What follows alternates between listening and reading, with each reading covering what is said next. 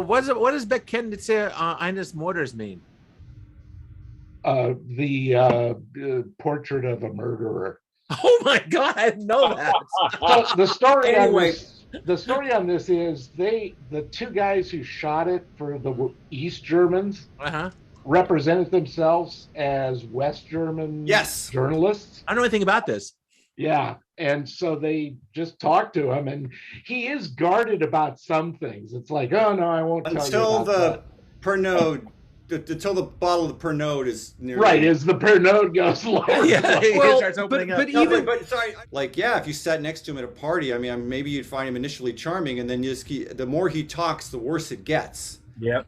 Because And he little never things start stops dripping laughing or smiling. But even Yeah. but even then, he never actually says the things in this that we know about him. What we find out is they have the audio recording that was done while Yeah. he Right. was in country, and Contradicting. that audio recording is the thing that's like, no, this is what we were actually doing. Right. Like this Yeah. is the thing that was happening that we're pretending didn't happen now that we're several years on from the end of this. I felt like he was putting to bed some information about him and creating this new story. Yes. He felt like this was my chance to set the record straight and deny everything. Well, you know what happened is the CIA abandoned them. Ah. After Mobutu Sese Seko took over, after they kicked Sombe out, the CIA was just like, well, this isn't our problem anymore. The Reds are gone. We're done. And so these people didn't have coverage from the Americans anymore. So they suddenly had to be concerned about things like the International Criminal Court and whether or not somebody might go to Germany and kill them, because the Israelis had done that recently. And so as soon as it was like, oh, the Americans aren't protecting us anymore because they don't have a vested interest in what's going on, these people's opinions changed, or they all went back to whatever country they'd been in, Rhodesia, South Rhodesia, or South Africa, and immediately joined up with a different mercenary organization so they could go off on their own and be together and protected. Like that's what happened at the end of this conflict. Is it's just suddenly they didn't have any cover anymore. Mm-hmm. And Doesn't that's a mention America at all once. He never says anything about what you just said, Dad. no, because that's the Americans were keeping their being part of this at arm's length for most of it. But if he was there later on, which he says he was, when they were in what is it, Albertville. If he was in Albertville later on, which they talked about, he would have known that the CIA was involved because they were running their Air Force out of there. So they were bringing Cubans in to run swift boats up the rivers to attack the Simbas, and they were running an Air Force out of Albertville. So he would have known that the CIA was backing them up. Wow. Because as it says up here, the CIA killed Patrice Lumumba to clear away the stain of communism on this country, which was trying to transition out of being a Belgian colony into being its own thing. And then after Lumumba died, then the Simbas, the locals, rebelled against the Sombe government, and they almost won. They took a lot of major cities, and then the people who were aligned with the Sombe government, the Belgians and the Americans specifically, went and found a bunch of people all over Southern Africa, white people, and brought them in as mercenaries to take the country back. Right. So yeah, he's not going to talk about that. Why would you? Why would you open yourself up to that kind of, now maybe the Americans are going to be mad at me too. Like, instead of just abandoning me. Well, he was terribly proud of knocking down an entire district in wherever he was at. I have no idea what we're talking about yet, but I just want to say that, Tad, you should rethink retail and go into a history professor. Yeah, maybe. We're talking about the Laughing Man. Which I found, I mean, I guess just to say it, I mean, like as a movie, He's a creepy guy. as a Yeah. as a movie, I actually thought this one, I found this surprising because, I mean, you know, there's sometimes not a lot you can do with a 60-minute talking head, Right. but they found ways through editing to actually, I mean, the filmmakers definitely made choices to kind of break things up, which I found kept it visually interesting on top of the fact that, I mean, I don't know. I mean, like it's the banality of evil, right? Absolutely. Like, this guy, that's kind of the theme here. A different word than banality, because this guy, I again, don't know if it's banality. I think it's the enjoyment of evil. he's right. I mean, he's a good And also storyteller. obliviousness. He's talking about doing horrible things, and he's just, he's like, I don't think that it's visually anything that, you know, anyone hasn't done.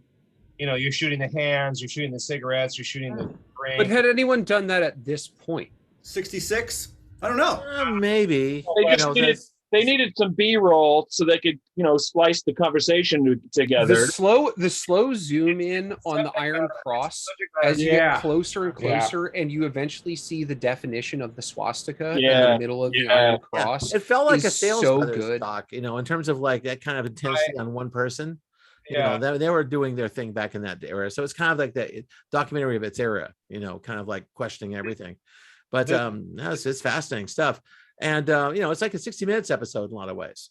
It was like one subject, one guy. Like a proto 60 Minutes. Yeah, it was. Yeah. One subject, one guy got to explain himself. Here- When he here's started talking, Fro- he was talking about his buddy with the skull. Keep talking.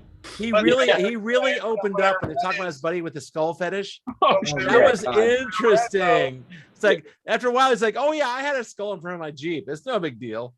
Well, he was very specific about that. He was like, "Now I know that some people are talking about this. My friend did not boil the skulls, just washed them in soap and water." Right. No, and they would bring him the skulls, and then he would dunk them in the soap and water. I thought this film was fascinating, but what I read about this was they intentionally were getting him more drunk. Is that correct? That sounds like it. It seems like it. I thought he was drinking milk at first, and then they cut to the Pernod bottle. Oh yeah, he's drinking Pernod. Yeah. Liquor, and he's drinking more and more liquor.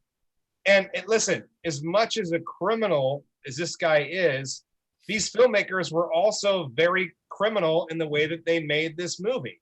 They had an intention. Okay. They wanted to get this guy drunk, and they wanted to get. Listen, from the beginning, I think this guy would have said this shit stone cold sober. Right. But they intentionally got him drunk so that he would expound even more and be more candid. Well, they also represented themselves falsely when they got him to sit down in the first place. That's right. This was propaganda. This was a propaganda piece. It was these German producers, right? Right. They were trying to go back. They were trying to go back and say, "Hey, look, this is what the West will do to keep communists out of a country. This is the kind of person that they will hire." But what I thought was really interesting is about 45 minutes into it, he says Reich instead of Bundes. Yeah. Republik. And the guy goes, "Excuse me, Reich?" And he's like, "Oh, no. I meant the Federated Republic. I meant the Federated Republic." And it's like, did you really? And that's the point. And that's the point at which he starts getting worse and worse. Like, it's almost like he gave himself permission to start talking about it at that point. Right. Let's really zero in on what this movie is really about, though.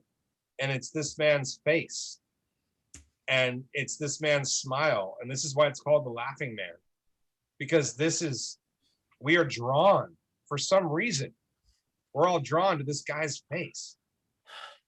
He does seem like a kindly uncle. Yeah. Until he starts talking about. But are we killing really? people. I didn't find him charming. I thought it was just horrifying from beginning to end. I thought it was just Exactly. You both. That was just this He looks boiled like away me if I was a Nazi. testosterone poison Nazi that's kind of like held court for an hour. All of this applies because he is the most simultaneously evil and inviting person you've ever seen in your life. You don't know why you're drawn to this, because he's completely evil, but yet it's magnetism. I'm going to circle back to this in the next movie, just so you know. It's also the filmmaking, because it's very minimalist. We have nowhere else to go. True. Study this guy's face. Yes. But there are Which I think works in its favor, honestly. Worse people on camera than this person. Yeah, Right. I remember that. Yeah, we could talk about the act of killing, but like that's not what we're watching. So let's talk about this guy. It's No, like although the filmmakers were smart, and then every once in a while we cut to bodies on the side of the road, Right. And photos of him in the area. and remind, like, this is not a game, folks. And Like, photos of people, a lot of dead people, And the way- eventually what they video were doing. even of Yeah. them. Like I was- towards the end when it gets into the video and the guy's laying there and he's just like convulsing on the ground, Yeah. or they're dragging the prisoners away and he's talking about how they would like cut their legs off and shit. Jesus Christ. Right, cut one leg off and then the other. They Yeah. cut arms and legs off. Oh my Yeah. God. And then I don't know whether it was intentional or not, but I found the last 30 seconds to be like a pretty remarkable way to end this movie. Like, basically they start talking about what's going on in Vietnam compared to what's going on in Africa, and then just casually lets it slip that I have no problem going and fighting there too. Yeah, But he'd brought up Vietnam several times before that. He had, like Oh no, he built the whole thing. That he built it on an argument at the end that we're just saving Western civilization from these people. I'm here, you know what? I'm here for a higher purpose, and it's like it's actually the Nazi purpose. That kind of that's both. That bookends the movie. That's It on does, both it sides. does. It starts at the beginning and it ends at the end. And There's you also know, the argument this man is a killer, and he has no problem with it. No, that's his job. He goes out and kills people. But I felt like that was the most chilling thing about it, was that, like, it was just like, well, you know, the Third Reich is over, but he's found a new purpose, and basically he's just sort of broadened it to say, I'm just fighting for Western values. I'm an anti-Bolshevik. I'm an anti-Bolshevik. I'm an anti-Bolshevik. I was on the Eastern Front. I'm now in the Congo. I'm an anti-Bolshevik. And it's just like, no, during the Cold War, that had some that had some created meaning to it. Yeah, You know, you're not a murderer. yeah. you know, The Cold War, Fred you said told- you're anti-communist. Like, okay, well, we'll give you some money. Found a way to just justify murder in any way, shape, or form.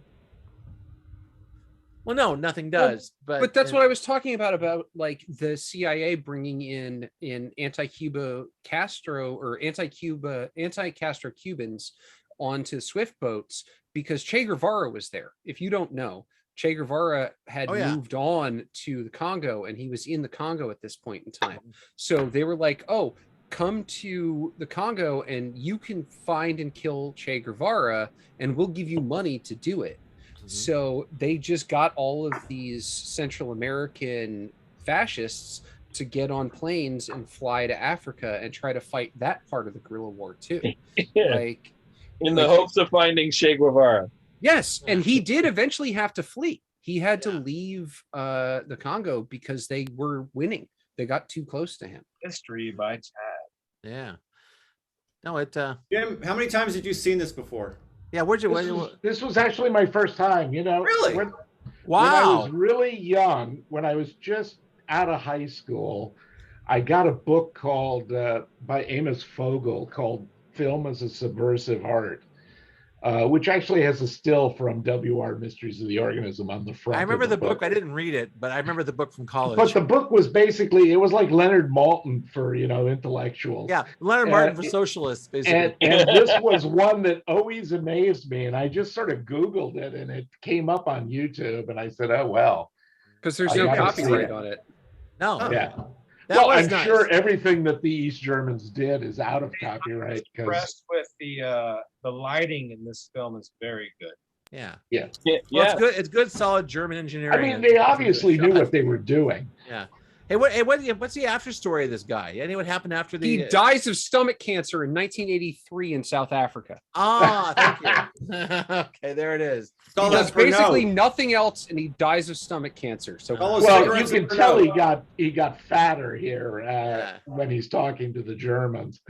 I guess we can do thumbs at this point. Move on to the next one. And the first one died. Solid thumbs up. I don't know was- if thumbs really actually I didn't- work yeah. on this. Yeah, I No, mean, no, there's no, it's yeah, there's no tough, 'cause thumb. It's like I'm giving I you was like happy a, to finally see Everyone it. should watch this, but also this one. It's like I'm not sure Yeah, I exactly mean, what. Yeah. as a movie, As a movie, thumbs up. This no, there's guy, no movie involved, but it's a story about a guy who did some amazing weird shit back in Horrible. the '60s. it's That's- almost. It's almost like if they filmed one of the extras, and if they film one of the extras from Come and See. I didn't. This was fascinating, but very disheartening. yeah. Yeah. As a This is the guy- documentary, this though, is the as a guy documentary, in- it works really well. That's this the is the thing. guy I'm in telling Apocalypse you- Now who says you don't have to lead them as much. Like it's Yeah, that guy. exactly. That's that This guy. is the movie about what happens after that. Now that's the guy from Full Metal Jacket. And yeah, it's also No, a movie I think that's very apropos for our current situation. But it's I mean, I'm it's- currently reading a book by Kathleen Bigelow about the white power movement from basically the end of the Vietnam War to today, to the insurrection. And it's like a lot of the same tropes or themes or something, motifs. I don't know what to call them. But, you know, it's like the laughing man is still with us, I feel. Which Oh is yeah, why- he hasn't gone anywhere. Yeah. Also, why everyone should read Kill All Normies, because it's Yeah, that that's too. these people if they couldn't join a military. this That's guy's face will forever haunt me. Absolutely. Yeah. Same here, man. That weird I grin, that's the agree. thing. And the way it ended, where he was saying, it's like, sure, I'd go to Vietnam. It kind of brought it, at least for some of us here, to my generation. Yeah. And it was like, okay, now it's sort of applicable to, you know, what I remember of history.